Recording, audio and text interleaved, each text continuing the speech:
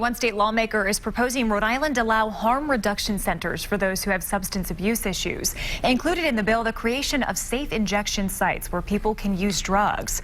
Eyewitness News reporter Anita Buffoni spoke with the senator who introduced the bill. She joins us now live in studio with those details. New at 5:30. Anita?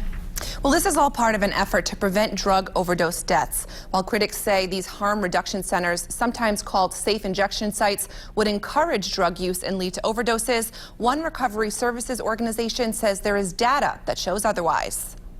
Project Weber Renew is an organization dedicated to helping people who are struggling with addiction. A person has to be alive in order to enter recovery. Colleen Daly and Doy says the road to recovery may begin at harm reduction centers where medical professionals are available to prevent overdoses from happening. She says if people are going to use illegal drugs, it should be in a safe space where other resources are available to them. They could come in to consume, and then they could get an opportunity to get an HIV test or a Hep C test or connect to a doctor or connect to medical services. And so we see it as an attempt to connect people who might be disconnected from other services. A bill introduced in the Senate is calling for a pilot program to create these harm reduction centers overseen by the Department of Health. Senator Joshua Miller is the lead sponsor. He uses Canada as an example where he says they have these centers with no reported overdose deaths. There are no increase in use. There's a reduction of crime in the area.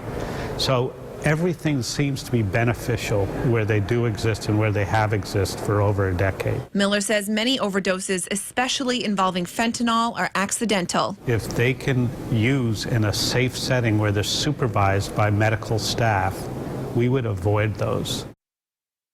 Now, Massachusetts has also proposed supervised injection sites. Last year, a similar bill introduced by Senator Miller passed the full Senate but died in the House. He says there is a lot of momentum in the General Assembly on this issue and hopes it will pass this year. I'm Anita Buffoni, Eyewitness News.